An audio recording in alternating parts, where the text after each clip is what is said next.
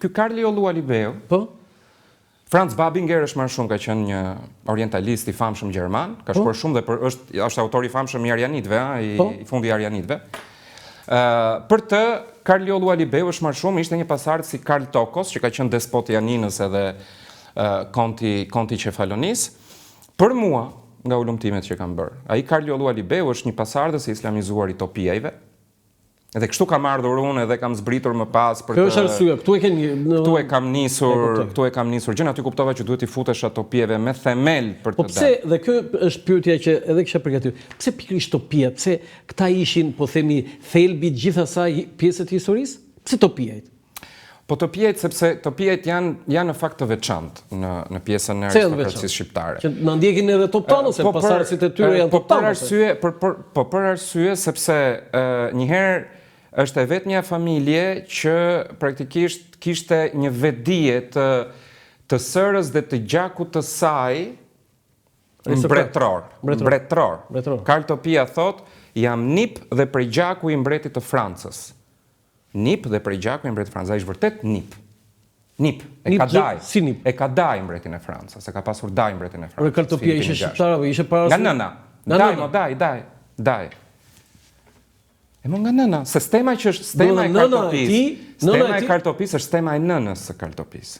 Po se zvuri stemën e tjatit e përburit në? Tani, familjet shqiptare duhet kuptuar një diçka. Familjet arbërore nuk kanë pasur vetvetiu stema, nuk ka qenë trend, nuk ka qenë ne i përkisnim botës bizantine, e cila heraldikën nuk e lëvronte në atë mënyrë siç e lëvronte perëndimi. Heraldika është një krijesë e perëndimit, është produkt perëndimor, që më pastaj është importuar nga periudat e fundit Bizantit në forma caktuara, por ne nuk e kemi pasur në botë kuptimin tonë. Dhe ajo u fut gradualisht me pak sforco.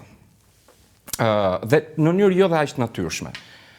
Kur shikon stemën e Karl Topis, aty ti shtang totalisht. Ajo nuk është një stem arbërore, ajo është një stem franco, anjuino, Konstantinopoiase latine. Por mënyra se si është e vendosur, se ka një matematikë të vetën, është një kod stema. Shumë mirë këtë. Është një kod që duhet zbërthyer. Stema është një kod. Dhe kur ti zbërthen stemën, çfarë të del? Të dalin mbiemra. Për këtë shërben stema. Pra që ti me sy të lirë kupton se çfarë familje e tjera, pa qenë të shkruara. Qartë. Më kupton? Është si vitrazhet e katedraleve që janë përdorur atëherë kur njerëzit ishin analfabet për të treguar gjithë historinë e Biblës, pa shkronja, po përmes imazhit. Edhe heraldika është pak a shumë kështu, që ti të kuptosh më njëherë ose pak a shumë. Dhe Topijat janë këta thelbi, po themi? Topijat janë thelbi sepse Topijat janë ata që e sollën, ose le të themi, jo vetëm ata që e sollën, se s'kemi jetuar në atë kohë dhe nuk i dim fiks tamam, por le të themi ata që realisht e kanë pas me vërtet, duke përdorur heraldikën. Nipi mbretit Francës. Po. Nipi mbretit Francës. Po nga babai gjak i kulluar, arbëror. Topias. Topia. Andrea Topia nuk ekziston, ai që flet Gjon Mozaka. Duhet shkuar direkt te Tanushi. Gjoni ja fut kot. Jo, më nuk ja fut kot, po shiko, janë çështë, ai ka shkruar 150 vite mbas fakteve. Nuk e ka keq kujtesën. Poshtë Iliadën e Homerit. Tani një sekond. Pse po hym në disa biseda, unë po të them, ai ka vlerën e vet Gjon Mozaka absolutisht. Se është një gjë të thuash. Po zhvlerëson me këtë. Jo, nuk po e zhvlerësoj, unë po e ballafaqoj me dokumente, me burime të dorës parë. Dhe nuk e heq fare vlerën se pa Gjonin. Ma lejoni në një polemikë tani, mosu ashtu tani. E para nuk jam unë i pari, duhet të lexosh Gennaro Maria Montin, specialistin e anjuinëve, i cili në vitet 30 në Rivista di Albania ka bërë kritikën e parë të Gjon Mozakas. Dhe shumë të fortë. Këtu e ke kapur ti këtë. Dhe shumë të fortë. Jo, çfarë kam kapur? Jo, këtu e ke kapur këtë, po themi oponencën. Atëherë, jo, oponenca më ndihmoi shumë sepse unë shikonja stemën dhe mbishkrimet e Karl Topis dhe nuk më korespondonte dhe thosha ku qëndron tani problemi. Okej, ecim. Foto tjetër.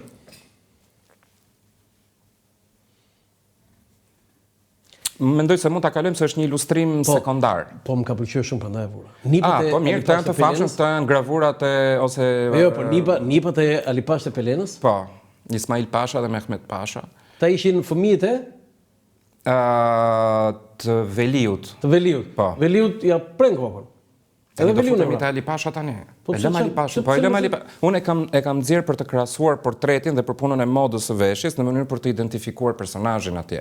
Mos flutemi tek Ali Pasha se dalim nga topia te Ali Pasha. Po vetë ke bërë këtë, ti e ke bërë këtë, se kam Pra bërë. mos e nxjerr nga konteksti. Është për të ballafaquar s'po nxjerr nga konteksti.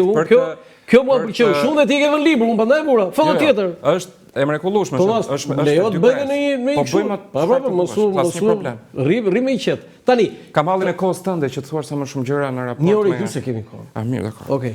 Tani, kjo është pema e parë. Po. Genealogjia e familjes Spajore Ashtenoglu. Po. Mund të shpjegosh pak? Ashtenoglu se goja. Po, se nuk lexohet. Goja nuk lexohet, në turqisht. Është gë. Ashtenoglu. Atëherë, praktikisht ne kemi një familje që i përkiste fisnikrisë së vjetër të Shpatës, të Krishterë në viset toske Shqipërisë Uglindore, në pjesën e zona e Dangëllis kryesisht. Po. Me emrin Ashtin dhe del në mënyrë shumë sistematike në defterët. Ashtin, jo Ashten. Apo ashtu lexohet? Sepse Ashten ka marrë atë formën turke më vonë, Ashtenoglu ka marrë si mbiemër. Ashtin ose Shtin. Shtin, ha? Ose Ishtin. Ishtin. Do i qelluar. Tani, po të futemi në pjesën pse është aja, ija, zanoret protetike të gjuhës turke apo nuk, apo është origjinore, nuk do të futem në gjuhësi. Le të themi që ishte një familje e cila kaloi pjesërisht në Islam.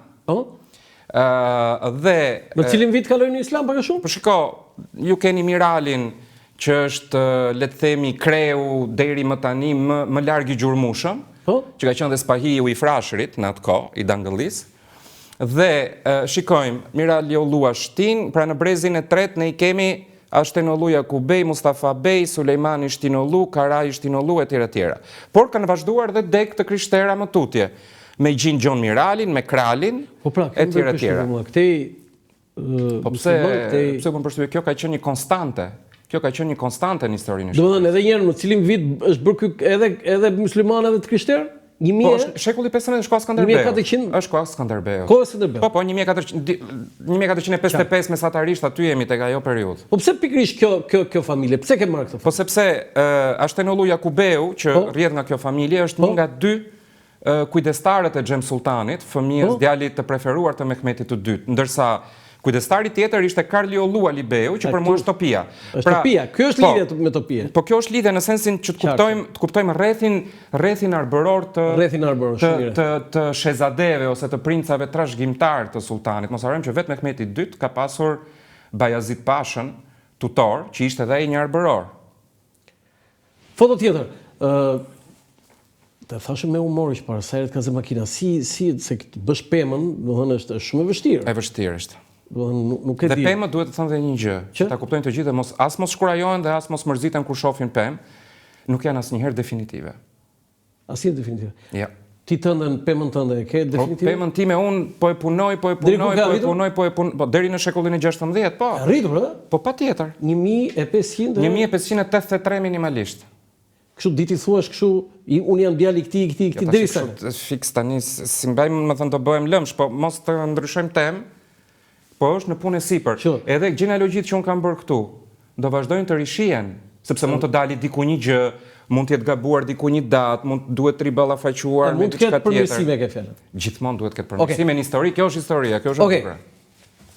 Po, atëherë, këtu kemi hartën e zotrimeve e timareve të Topiajve, le të themi, në shekullin e 15. Do të thënë Erzeni dhe Kruja. Për orientim. Po, dhe janë timaret që në defterin e Sanxhakut Arvani dalin si timare të Karli Ollu Alibeut. Pra familja... Dhe në fakt janë të gjithë Topia. Topia, e. Po nuk dalin Topia, jo, dalin Karli Ollu, djem të Karlit. Djem të Karlit. Shumë si është Ollu.